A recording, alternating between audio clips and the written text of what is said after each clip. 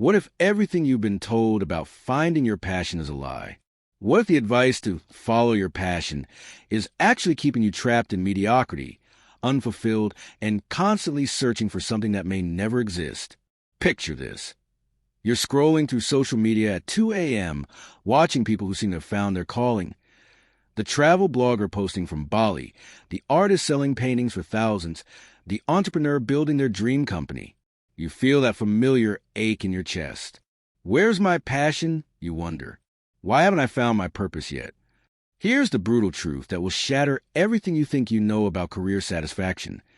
Passion is not something you find. It's something you build. I'm about to share with you the most counterintuitive career advice you've ever heard. Advice that goes against every motivational poster, every graduation speech, and every self-help guru you've ever encountered. This isn't just another feel-good theory. This is backed by cold, hard research and the real-life stories of people who transformed from average to extraordinary. Cal Newport, a computer science professor at Georgetown University who had published 4 books by age 30, spent years studying this question. What really makes people love what they do? What he discovered will completely revolutionize how you think about work, success, and building a life you're truly passionate about. The people who love their work, really love it, didn't start with passion. They started with something else entirely. Something so simple, yet so powerful, that once you understand it, you'll never look at your career the same way again. Are you ready to discover why Steve Jobs' own advice about following your passion is completely wrong? Why the most passionate people you know probably started out feeling just as lost as you do right now?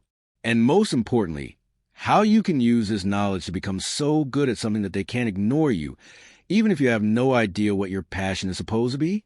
By the end of this video, you'll have a complete blueprint for building a career you love, regardless of where you're starting from. But here's the catch.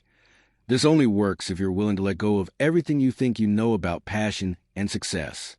So if you're tired of searching for your passion and ready to start building one instead, hit that subscribe button, settle in for the next 30 minutes, and prepare to have your mind completely blown.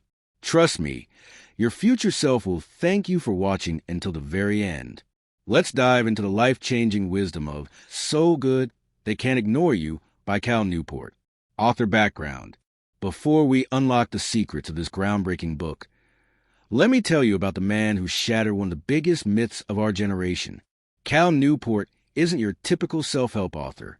He's a computer science professor at Georgetown University. But here's what makes his story fascinating. By age 30, he had already published 4 books while building a successful academic career. But Cal's journey to understanding passion started with a problem that many of us face. As a student at Dartmouth, Cal watched his classmates constantly switch majors, always searching for their true calling. He noticed something troubling. The more his friends focused on finding their passion, the more anxious and unfulfilled they became. Meanwhile, the happiest, most successful people he knew seemed to have stumbled into their paths almost by accident. This observation planted a seed of doubt about the conventional wisdom we've all been fed. Cal decided to investigate this phenomenon scientifically, not just philosophically. He wasn't content with feel-good theories. He wanted hard evidence. What makes Cal's perspective unique is his background in computer science and mathematics. He approaches career advice like he approaches algorithms, with logic, data, and systematic thinking. He's not trying to sell you a dream. He's trying to show you a proven system. Cal's written several influential books, including Deep Work and A World Without Email. But So Good They Can't Ignore You remains his most controversial and transformative work. Published in 2012, this book challenged an entire industry built around passion finding. Here's what's remarkable. Cal practices what he preaches. He built his own career by becoming exceptionally skilled at academic research and writing, not by following some predetermined passion for computer science. His success came from developing rare and valuable skills, then leveraging those skills to create work he loves. But Cal didn't just rely on his own experience. He interviewed everyone from organic farmers to venture capitalists, from yoga instructors to magazine editors. He studied the careers of famous figures like Steve Jobs, whose own career story contradicts his famous "follow your passion" advice, and successful professionals across dozens of industries. The result? a book that demolishes our most cherished beliefs about work and replaces them with something far more practical and achievable. Cal Newport gives us a roadmap that anyone can follow, regardless of their starting point, background, or current level of passion. Now, let's explore the revolutionary ideas that have transformed millions of careers worldwide. The 4 rules. Rule number 1, don't follow your passion. This first rule is going to feel like I'm asking you to jump off a cliff, but stay with me. Everything you've been told about passion is backwards, and I'm about to prove it to you. The passion hypothesis myth. We live in a culture obsessed with the passion hypothesis. The idea that the key to happiness is figuring out what you're passionate about and then finding a job that matches this passion. Sounds reasonable, right? Wrong. Let me tell you Steve Jobs' real story, not the sanitized version you've heard in graduation speeches. When Jobs gave that famous Stanford commencement address where he said the only way to do great work is to love what you do, he was telling a story that didn't match his own life. Jobs didn't start Apple because he was passionate about computers. In fact, he was more interested in Eastern philosophy and even considered becoming a monk. He got involved with computers almost by accident. His friend Steve Wozniak was the real tech enthusiast. Jobs saw a business opportunity, not a calling. Here's the kicker. Jobs only developed his passion for Apple after the company became successful. His love for the work grew as he got better at it, and as it became meaningful. This is the exact opposite of what the passion hypothesis tells us should happen. The research that changes everything. Cal Newport studied the timing of passion, and what he found is revolutionary. He looked at when people say they became passionate about their work, and in almost every case, the passion came after they became good at what they did, not before. Think about it logically. How can you be passionate about something you're not good at? Passion requires confidence, autonomy, and a sense of impact. All things that come from skill, not from some mystical inner calling. The 3 disqualifiers. Not all passions are worth pursuing. Newport identifies 3 situations where following your passion will lead to disaster. 1. The passion is not rare or valuable. If everyone can do what you're passionate about, you have no leverage and no path to a great career. 2. The passion focuses on something you offer the world rather than what the world offers to you. People who focus on what they can get money, fame, recognition, rather than what they can give value, skills, solutions, are setting themselves up for disappointment. 3. The passion forces you into work that doesn't match your personality. Some people are passionate about things that require personality traits they don't possess. The real stories behind success. Let me share the story of Thomas, whom Cal interviewed. Thomas is now a successful organic farmer who absolutely loves his work. But guess what? He didn't start out passionate about farming. He was working in marketing, felt unfulfilled, and made a practical decision to try farming because he wanted to work outdoors. Thomas didn't follow his passion to farming. He built his passion for farming by getting really good at it. He spent years learning soil science, crop rotation, business management, and marketing. As his skills grew, so did his love for the work. Now, he can't imagine doing anything else. This is a pattern Cal found everywhere. Passion is a side effect of mastery, not the cause of it. Why the passion hypothesis is dangerous. The passion hypothesis isn't just wrong, it's harmful. Here's why. 1. It creates unrealistic expectations. When you believe your work should be your passion, every bad day feels like evidence that you're in the wrong field. 2. It promotes job hopping. People following their passion tend to quit when things get difficult, never staying in one place long enough to develop valuable skills. 3. It creates anxiety. Constantly searching for your passion creates a chronic sense that you're missing something, that everyone else has figured out something you haven't. 4. It ignores market realities. Your passion might not match what the world is willing to pay for. The alternative mindset. Instead of asking what am I passionate about, start asking what can I get good at and what can I contribute. This shift changes everything. It moves you from a consumer mindset, what can I get from my work, to a producer mindset, what can I give through my work. This doesn't mean you should stay in a job you hate. It means you should focus on building skills that are rare and valuable, then use those skills to craft work you love. The craftsman mindset, focusing on what you can offer the world, will take you much further than the passion mindset, focusing on what the world can offer you. Rule number 2, Be so good they can't ignore you. The importance of skill. Now that we've destroyed the passion myth, let's talk about what actually works. Becoming undeniably good at something valuable. This rule will transform how you think about skill development and career advancement. The craftsman mindset versus the passion mindset. The craftsman mindset is simple. Focus relentlessly on what value you're producing in your job. The passion mindset focuses on what value your job offers you. This distinction changes everything about how you approach your work. When you adopt the craftsman mindset, you stop asking, what can this job do for me? And start asking, what can I do for this job? This shift in perspective is a foundation of career satisfaction. The career capital theory. Here's the core insight that will revolutionize your career. Great jobs are rare and valuable. If you want a rare and valuable job, you need to offer something rare and valuable in return. Cal calls this career capital.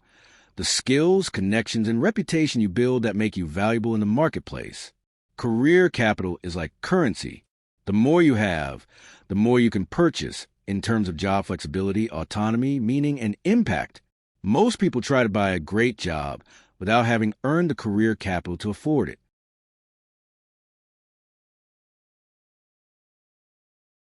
The 10,000-hour rule and why it's incomplete. You've probably heard of Malcolm Gladwell's 10,000-hour rule. The idea that it takes 10,000 hours of practice to become an expert. But Newport discovered something crucial that Gladwell missed. It's not just about the hours, it's about how you practice. Deliberate practice, the secret to skill development. The difference between people who plateau and people who become exceptional is deliberate practice. This isn't just doing your job for years. It's systematically stretching your abilities just beyond your comfort zone. Let me tell you about Jordan Tice, a guitar player Cal studied. Jordan didn't just play guitar for hours. He practiced deliberately. He would identify specific techniques he couldn't do, break them down into components, and practice those components until they became automatic. Then he'd move to the next challenge. This approach made Jordan exceptional in a way that simply playing guitar for 10,000 hours never could have. The 5 habits of deliberate practice. 1. Decide what capital market you're in. Are you competing in a winner-take-all market, like writing, where talent trumps everything, or an auction market, like consulting, where different skills have different values? 2. Identify your capital type. What specific skills are valuable in your field? Don't guess. Research what separates the best from the rest. 3. Define good. You need clear goals. What does success look like in specific, measurable terms? 4. Stretch and destroy. Deliberate practice should be uncomfortable. If it's easy, you're not growing. 5. Be patient. Skill development takes time. Most people give up right before they would have broken through to the next level. The story of Alex Berger. Let me share Alex's story to illustrate these principles. Alex was a screenwriter who wasn't getting anywhere by just writing scripts. He decided to approach his craft like a craftsman. First, Alex identified that his market was winner-take-all. In screenwriting, talent matters more than anything else. Second, he realized that his capital type was storytelling ability. Third, he defined good as being able to sell scripts to major studios. Here's where it gets interesting. Instead of just writing more scripts, Alex began deliberately practicing specific elements of storytelling. He would write 50 different versions of the same scene. He studied successful screenplays line by line. He joined writers' groups not to network, but to get harsh feedback on his work. Alex's approach was uncomfortable and often frustrating, but within 2 years, he sold his first script. Within 5 years, he was one of the most sought-after screenwriters in Hollywood. He didn't follow his passion. He built mastery, and passion followed. The resistance you'll face. Deliberate practice is hard, and your brain will resist it. Here's what to expect. Mental resistance. Your mind will try to convince you to do easier tasks that feel productive but don't actually stretch your abilities. Social resistance. People will question why you're working so hard on details instead of just doing your job. Emotional resistance. The discomfort of not being good at something immediately feels bad. Most people avoid this feeling, which is why most people don't develop exceptional skills. 2. Seek feedback actively. Don't wait for annual reviews. Constantly seek feedback from people who are better than you. 3. Focus on the fundamentals. Master the basics before trying advanced techniques. 4. Embrace the plateau. There will be times when you feel like you're not improving. This is normal and temporary if you keep pushing. 5. Study the best. Analyze what makes the top performers in your field exceptional, then systematically work to develop those same skills. Remember, the goal isn't to become good enough to be comfortable. The goal is to become so good that they can't ignore you. The myth of natural talent. Here's something that might surprise you. Most research shows that natural talent explains very little about who becomes exceptional. What matters much more is the willingness to engage in deliberate practice over long periods. This is incredibly liberating. It means you don't need to be born with special gifts to become remarkable at something. You just need to be willing to do the work that most people aren't willing to do. Practical steps to start building career capital. 1. Track your practice time. Just like you might track your finances or fitness, track how much time you spend in deliberate practice each week. Rule number 3. Turn down a promotion, the importance of control. This might be the most counterintuitive advice you'll ever hear about career advancement. Sometimes the best career move is saying no to opportunities that look amazing on paper. Let me explain why control over your work is more valuable than traditional markers of success. The dream job illusion. Ryan Voiland seemed to have it all figured out. He was climbing the corporate ladder at a prestigious consulting firm, getting promoted regularly and earning more money each year. From the outside, he looked successful, but Ryan was miserable. Despite his impressive title and salary, Ryan felt trapped. His schedule was controlled by clients he'd never met, working on projects he didn't choose, using methods he had no say in. He had all the traditional markers of career success, but none of the things that actually make work satisfying. This is what Cal Newport calls the dream job illusion, the gap between what we think will make us happy at work and what actually does. The control trap.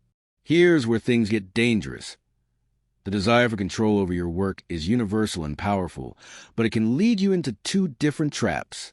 The first control trap, trying to gain control without career capital.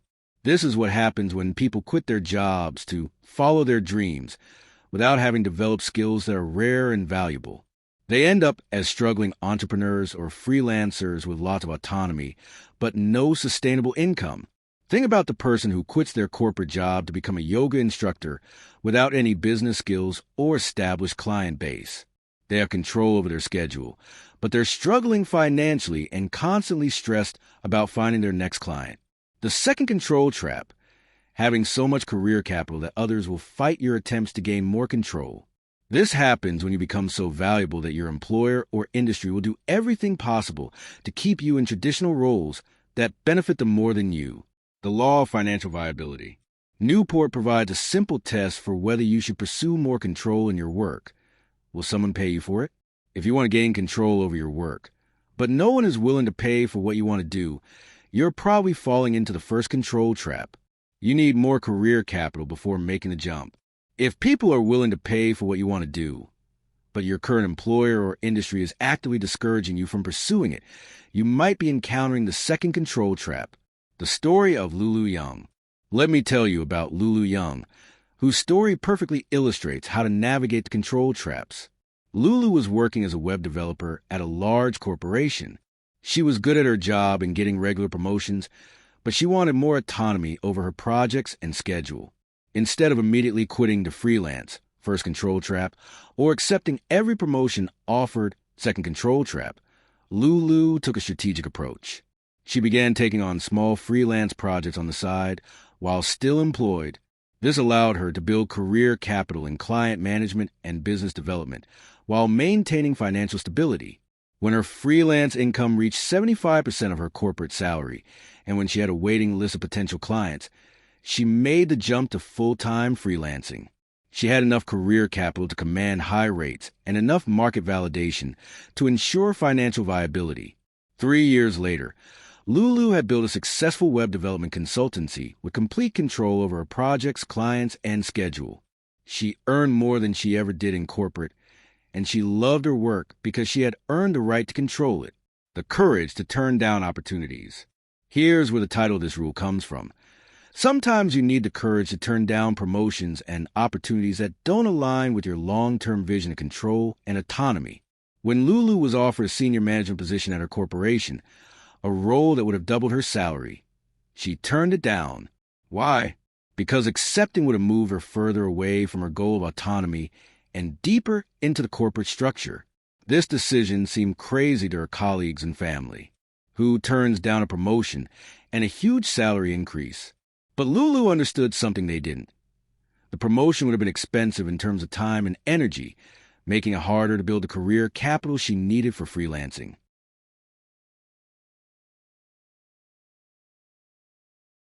The financial cushion strategy. One practical way to gain control is through what Newport calls financial cushion thinking. Instead of spending every raise or bonus, save money specifically to buy yourself more control over your work. Derek Sivers, the founder of CD Baby, used this approach early in his career. As a musician, he took on programming projects not because he loved programming, but because it paid well and gave him the financial freedom to pursue music on his own terms. The programming was his financial cushion that bought him control over his artistic pursuits. Control versus comfort. It's important to understand that control isn't the same as comfort. Having control over your work often means taking on more responsibility, more risk, and more uncertainty. But for most people, this trade-off is worth it because autonomy is one of the strongest predictors of job satisfaction. Practical steps to gain more control. 1. Identify your control goals. What specific aspect of your work do you want more control over? Schedule? Projects? Methods? Location? 2. Assess your career capital. Do you have skills that are rare and valuable enough to support your control goals? 3. Test the market. Before making big changes, test whether people will pay for what you want to do. 4. Build gradually. Don't make dramatic changes all at once. Build towards control incrementally. 5. Save strategically. Build a financial cushion that gives you the freedom to say no to opportunities that don't align with your control goals. 6. Expect resistance. The more valuable you become, the more others will try to control you. Be prepared to advocate for your autonomy. Remember, control earned without career capital is not sustainable, but career capital without control is not satisfying. The key is building both simultaneously and strategically. Rule number 4. Think small, act big. The importance of mission. Having a mission, a unifying focus for your career, is powerful, but most people go about finding their mission in completely the wrong way. They think they need to have a grand epiphany or a life-changing moment. The reality is much more practical and achievable. The mission misconception. We've been conditioned to think that mission comes from soul-searching meditation retreats or sudden moments of clarity. Movies and books reinforce this myth. The character who suddenly realizes their true calling and transforms their life overnight. But Newport's research revealed something different. The most satisfied professionals don't start with mission. They start with skill. Mission emerges from the cutting edge of a field, and you can only reach that cutting edge through deep expertise. The adjacent possible. This concept comes from biology, but it perfectly explains how real missions are discovered. In any field, there's always an adjacent possible. New ideas and opportunities have become visible only when you're operating at the frontier of that field. Think about it like exploring a house in the dark with flashlight. You can only see the rooms adjacent to where you currently are. As you move deeper into the house, deeper into expertise, new rooms, new opportunities become visible. The story of Party Sabeti. Let me tell you about Party Sabeti, a computational biologist whose career perfectly illustrates how missions emerge from expertise, not passion. Parties didn't start out passionate about computational biology. In fact, she was interested in medicine and took computer science courses almost by accident, but she got really good at both biology and computer programming, a rare combination of skills. As Parties developed expertise at the intersection of these fields, she began to see opportunities that others couldn't see. She noticed that genetic data was becoming more available, but but the tools to analyze it were primitive. This observation, visible only from her position at the cutting edge, led to her mission, using computational methods to understand human genetic variation and disease. This mission didn't come from introspection or passion searching. It emerged from deep skill in two complementary areas and a unique vantage point that expertise provided: the little bet strategy. Once you're operating at the cutting edge of your field and can see the adjacent possible, how do you turn insights into a mission? Newport recommends a little bets approach. Instead of making one big bet on what you think your mission should be, make many small bets. These are low-risk experiments that allow you to explore different directions without committing everything to one path. The story of Kirk French. Kirk French built a successful archaeological career using the little bet strategy. After developing expertise in archaeology and gaining access to the cutting edge of his field, Kirk began to see opportunities to make archaeology more accessible to the public. Instead of immediately quitting his academic job to start a company, Kirk made little bets. He started a small blog about archaeological discoveries. He gave talks at local community centers. He created educational materials for schools. He consulted on museum exhibits. Each of these little bets taught him something about what worked and what didn't. Some bets failed completely, but others showed promise. Over time, a clear mission emerged, making archaeology engaging and accessible to general audiences. Kirk eventually founded a successful company that creates educational content about archaeology, but he reached this mission through experimentation, not through a sudden revelation. The remarkability filter. Not every idea that emerges from the adjacent possible is worth pursuing as a mission. Newport suggests applying the remarkability filter, asking whether the mission idea is something that would compel people to remark about it to others. A remarkable mission has two qualities. 1, it's compelling. People are drawn to it. 2, it's rare. Not many people are doing it. If your mission idea doesn't pass this test, it's probably not worth the investment of making it your life's work. The marketing matters rule.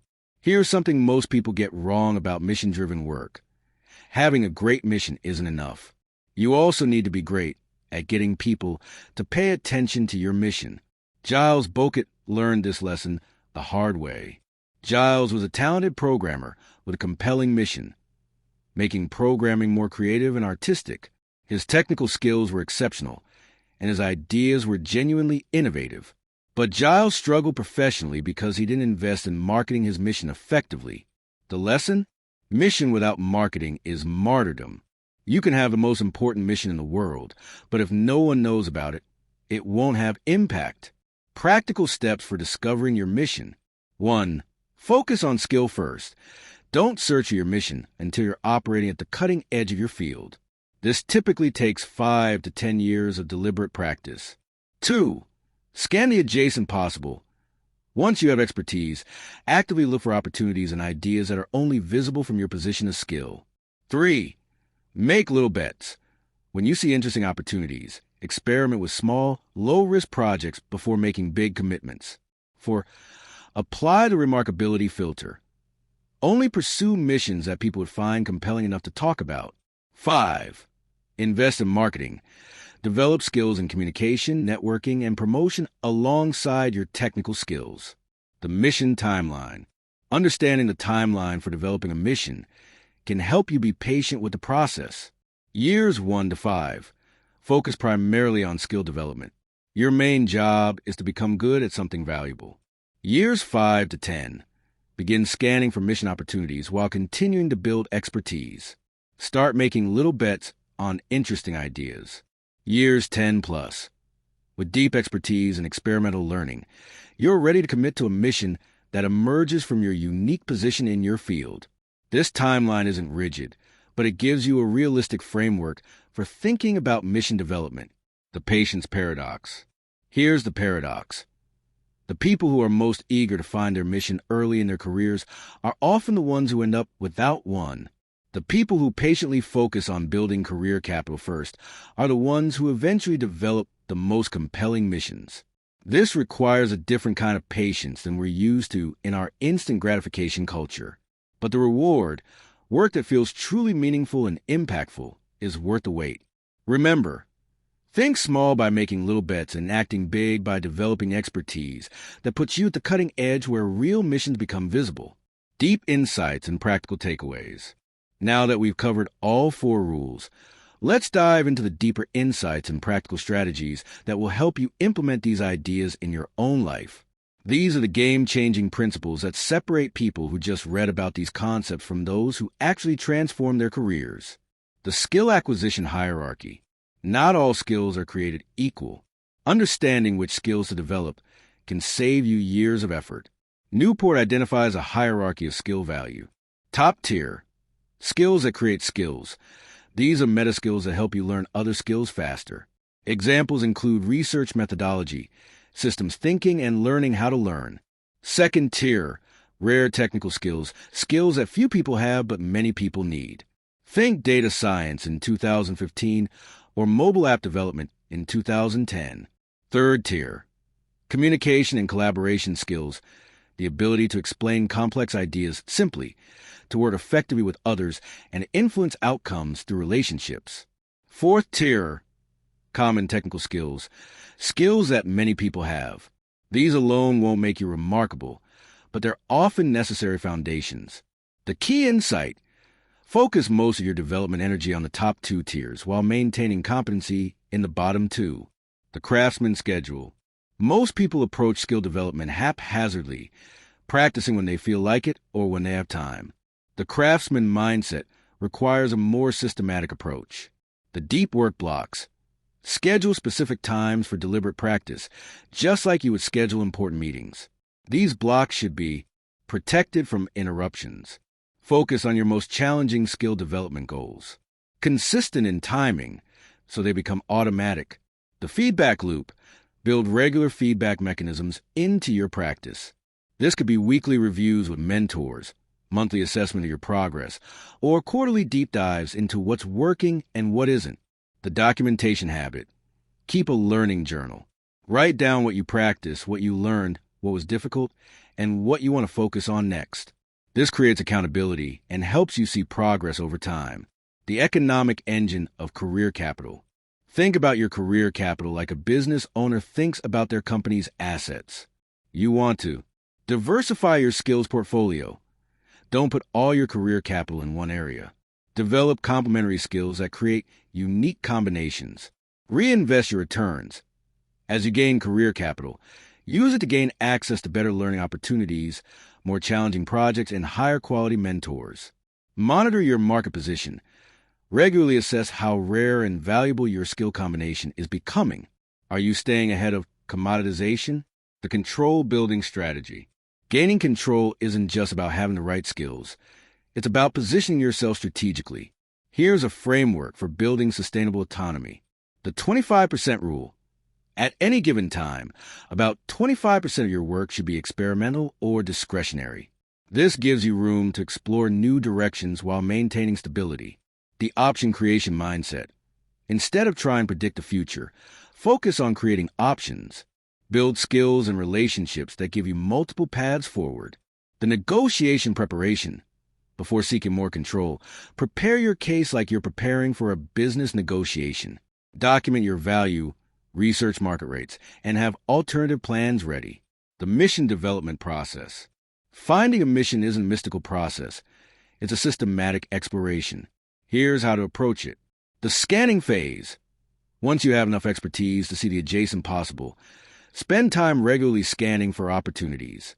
Read research papers, attend conferences, talk to people at the cutting edge of your field. The hypothesis formation. When you spot interesting opportunities, form hypotheses about what might be possible. Write these down and evaluate them against the remarkability filter. The rapid experimentation. Test your hypotheses with small experiments. The faster you can test and learn, the quicker you'll find promising directions. The gradual commitment. As experiments show promise, gradually increase your investment, but always maintain the ability to pivot if you learn something new. The integration challenge. The biggest challenge most people face is integrating all 4 rules simultaneously. Here's how to think about it.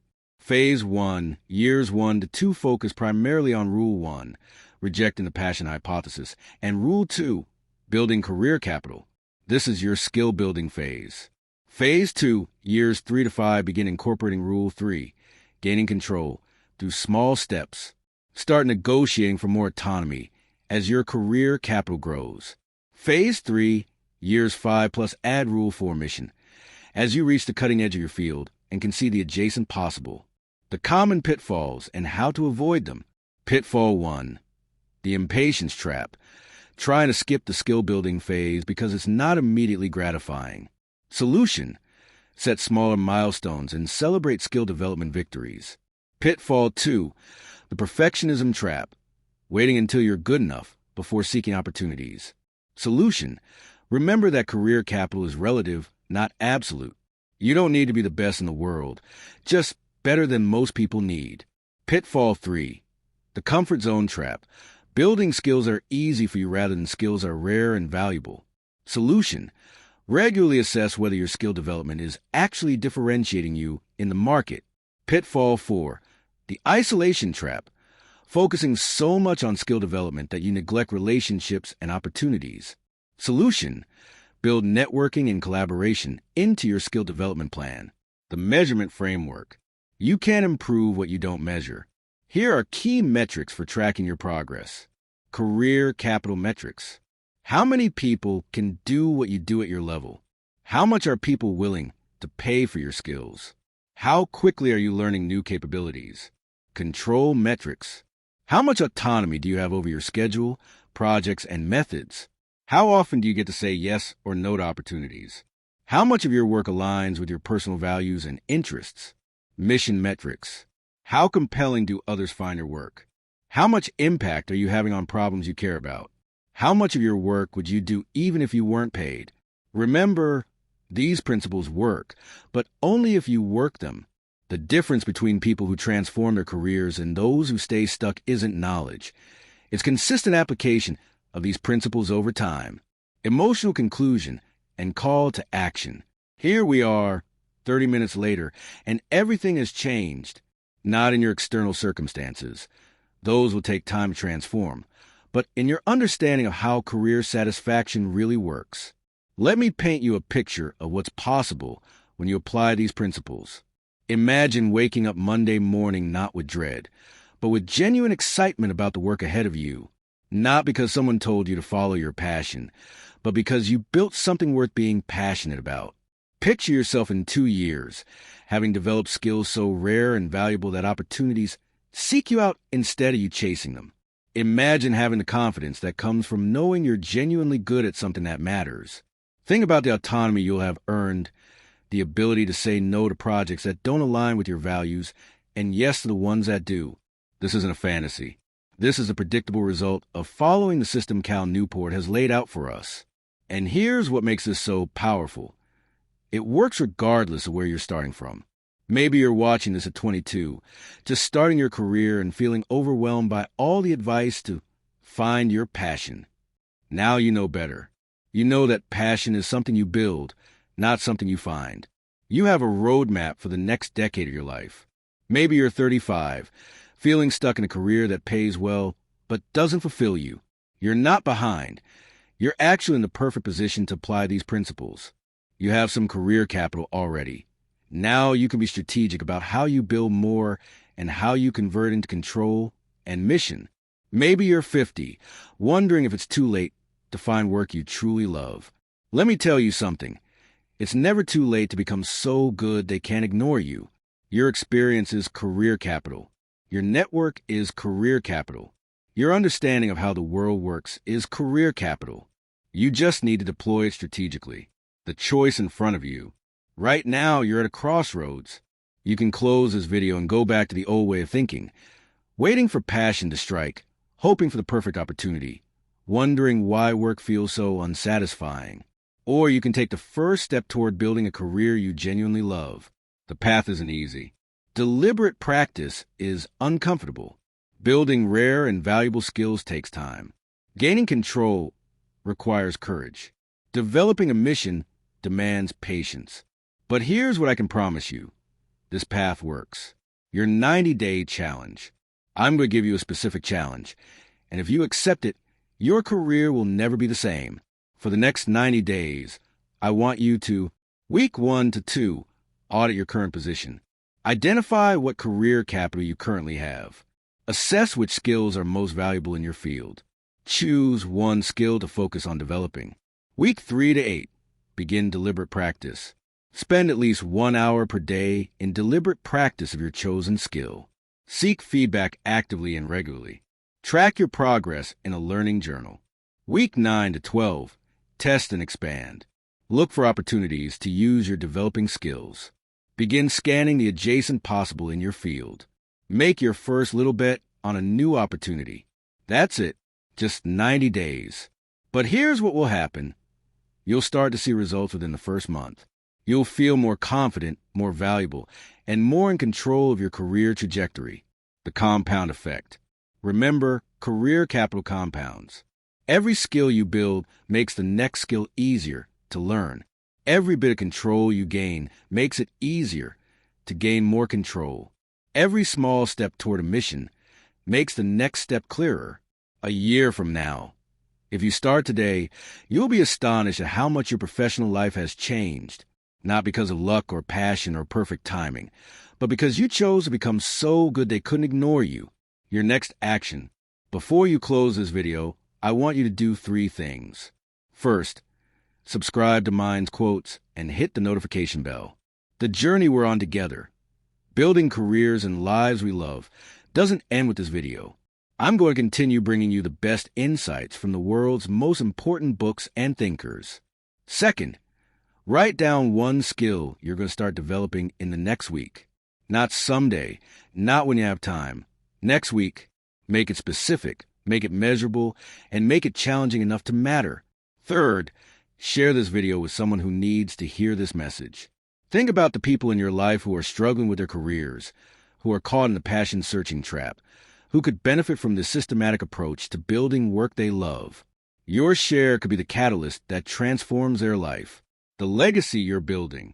Every day you choose to build career capital instead of waiting for passion, you're not just changing your own life, you're modeling a different way of thinking about work for everyone around you, your children, your friends, your colleagues. They're watching how you approach your career, and your example gives them permission to think differently too. This is bigger than just career advice. This is about reclaiming agency in your professional life. It's about rejecting the myth that work has to be something that happens to you and embracing the truth that work is something you can craft. The final truth. Here's the final truth that I want to leave you with. You already have everything you need to start this journey. You don't need to find your passion. You don't need a perfect plan. You don't need ideal circumstances. You just need to start. You need to choose one skill and begin the deliberate practice that will make you remarkable. You need to adopt a craftsman mindset that focuses on what you can offer the world instead of what the world should offer you. The career you've always dreamed of, the one with autonomy, mastery, and purpose, isn't going to find you, but you can build it skill by skill, choice by choice, day by day. So the question isn't whether this works. The question is, are you ready to do the work? Your future self is waiting for your answer, and I can't wait to hear about the incredible career you're going to build. Thanks for spending these 30 minutes with me. Now go become so good they can't ignore you.